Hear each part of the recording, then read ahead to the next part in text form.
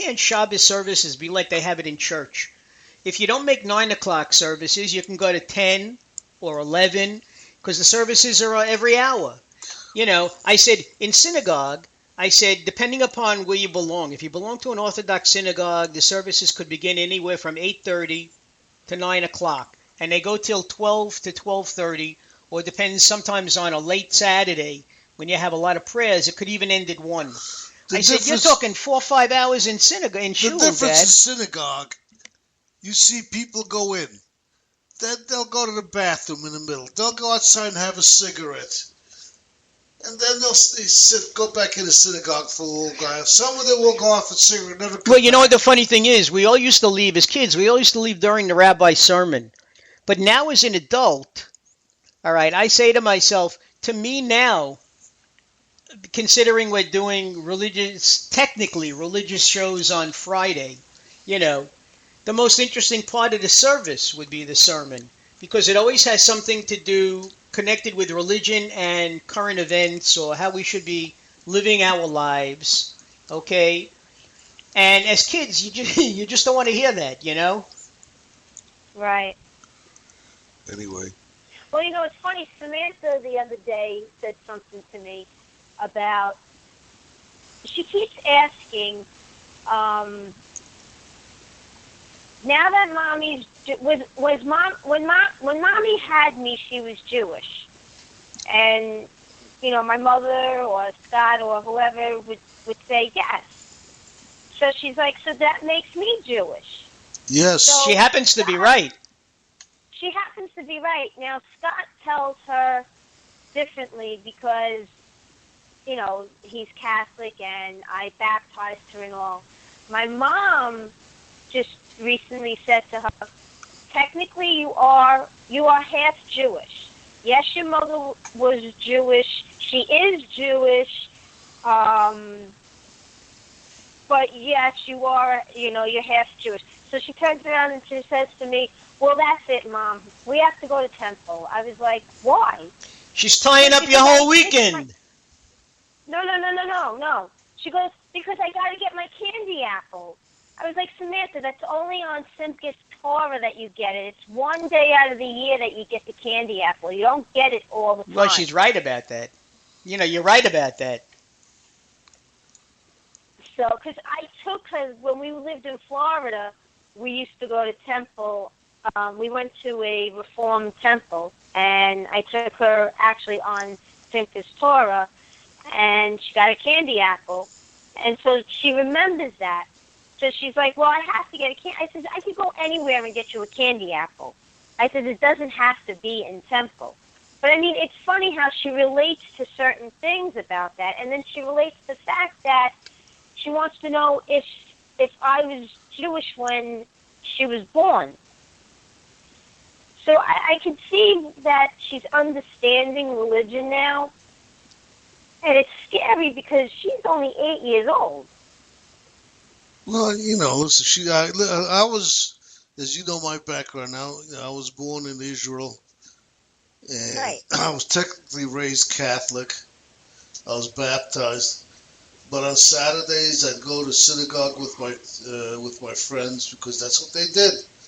On Sunday, I sometimes went to church because that's what my father did. And in a predominantly Jewish state, it made no difference. Nobody cared what you were there at the time. That's the funny thing. They call it. It's a Jewish state. But really, it's like a little UN, because you have Catholics, you have Greek Orthodox Catholics, the Eastern Mediterranean Catholics, you have Roman Catholics, you have Muslims, and... you got a little United States. Huh? A little United States. Basically, yeah. That's all it is. But my point is I was always taught, because my father had a fear of another Holocaust, and because of that, he always was afraid to to relate anything to the Jewish religion because he didn't want to be.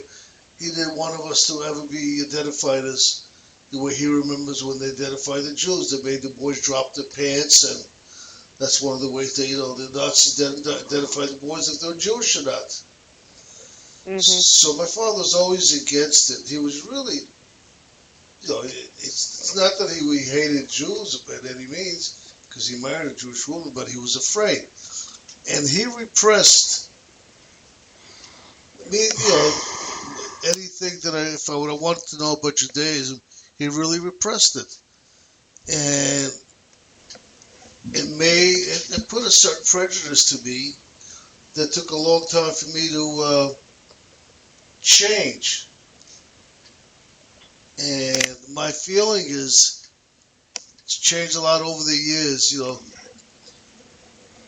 take the kid to synagogue, take the kid to church, show him both ends, show him what you are, what you used to be, because my mother also converted. But she was buried in a Jewish cemetery, wasn't she? No. No? She was married. Nope, she was buried next to Oh. the top of her husband. So my point is, show both religions, even though you're raising her. You're raising. Oh no, I'm leaving it open. No, absolutely, I'm not closing one religion at all. I mean, she knows both religions, believe it or not. And as she gets older and she really understands it, I will tell her she has a choice. If she wants to stay Catholic, she can stay Catholic. If she wants to convert, Well, when she meets a guy and gets married, and it becomes not an issue, but if it becomes a topic, I'm not going to be the type of person to tell you, no, you can't do that, and if you do, I'm going to disown you. I'm going to be happy. They don't do with that whatever anymore. decision you make because it's your decision, right? But I'm just saying, it's her choice, it's her decision. When she gets old enough to have that choice and have that right to have her own beliefs and her own, decisions, then it's up to her. The one I wouldn't call it problem, but question that comes to mind, which obviously, I mean, let's say she marries a Jewish guy, okay? You're raising her Catholic now, but technically she was born Jewish. Now, you would have to ask a rabbi if she's still Jewish. She may have to convert. No, right. Well, but if she was born Jewish, then her children are Jewish. Samantha, I'm talking about. Listen, it's all semantics. It's the Jew. It might be semantics, but this is the religion. Yeah. What was that? Listen to me. If it's a reformed Jewish organization or a temple, they accept Catholics. You don't have to convert. No, I know. If she met a reformed Jew, then she wouldn't have to convert. But if she wants to convert, that's fine with me. I have no problem with it. What did she do? What did she do to convert? She got baptized? No, she had no choice in the matter. She was baptized. I'm waiting for her to answer. She was baptized at 3 months old. Yeah. She said that to us originally. She didn't convert. She did that for her husband. When she was born. Oh, you told me that's right. That's right. She was baptized. I forgot. Yeah. It was you that it was you that converted. I'm sorry. It was me that converted. I actually was going to convert her when we lived in Florida. I actually had a Hebrew name picked out for her because what happened was after I baptized her, one day I woke up and I was like, "What did I do? How could I do this? You are what your mother is. At least that's what I was brought up to think." And I was like, I just made my daughter Catholic when she's really Jewish. So I was going to convert her. I had a Jewish name picked out and everything. As a matter of fact, I think, what was her name going to be? Shayna Rivka. And I was going to do it, but then I don't know if it was Scott or somebody said something to me, and I was like, all right, fine. You know what? I'm going to leave it as it is.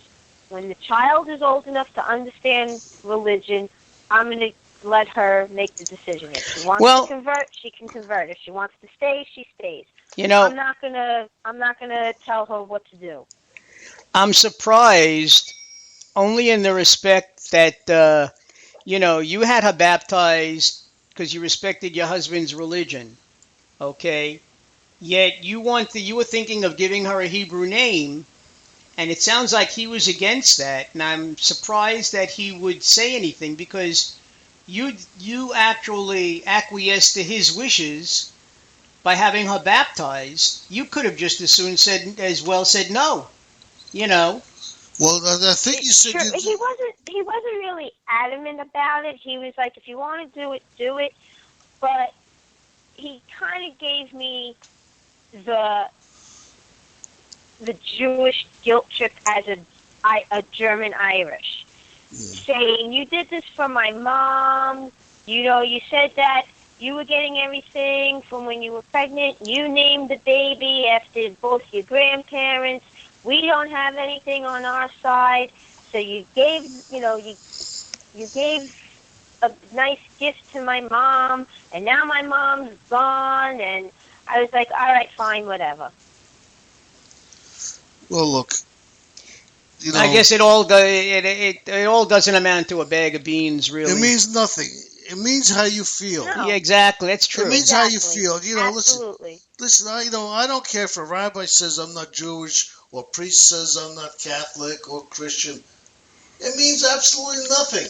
It gave Felix a reason to take off on all the holidays when he was in elementary school. That's all. Yeah, that's all. It means absolutely nothing. That was the good thing about being Jewish. You had all those holidays. Yeah. Well, you can still take off for the Jewish holidays, but it doesn't. That means absolutely nothing. It's what's in your heart and what you think. That's all that matters. Exactly. What anybody else thinks about, or worries about, is not your problem. Exactly. Look, Yeah. I did what I did not to hurt anybody, but I did it to make myself happy. And I feel a whole different person now. I feel like I can move on in my journey of life with no regrets. I mean, I never had regrets. I understand, let's face it, I went to temple. I didn't understand one thing they were saying. I don't know Hebrew very well. And to stay in some place for 3 hours and not understand what they're saying, it's boring. This didn't mean anything. Well, listen, when I went to church, I feel so different. When I went to church, they spoke Greek. I didn't understand anything they said anyway. It didn't matter, That's right, because Poles are the Eastern Mediterraneans were all part of the Greek Orthodox Church. No, they're Roman Catholics, but those days they weren't. You think in Israel they were speaking in English? Well, either that or Latin. That's what I meant. Latin. Latin I meant, yeah. It's more Latin. Yeah, you're right. It was all Greek to me. It's all Greek to you. That's true. Well, I have to tell you, I mean, I used to be an honor student in Hebrew school, but the Hebrew that I remember is from rote, from doing it over and over again and memorizing. If I was to pick up a siddur, which is a prayer book, and I would be hard pressed to sound out words and actually read Hebrew, and what a lot of people do nowadays, some people still send their children to Hebrew school, but what a lot of people do is like a year before their bar mitzvah, they give them lessons and they do their Haftorah phonetically. They teach it to them phonetically. They know no Hebrew at all. And that's how they learn and get through their Haftorah if they're going to be bar mitzvah. I think it would have been different for me had I gone to Hebrew school. And my grandmother wanted to send me to Hebrew school, and my mother was very adamant about it. And when she asked why, my mother said because she has a hard enough time speaking her own language to teach her a language that's harder, she'll never do it. And who knows? I might not have. I might have dropped out. Who knows? But it is what it is, and I'm here today, and I'll have to wait and see what happens when I get up to the afterlife and I see my family again.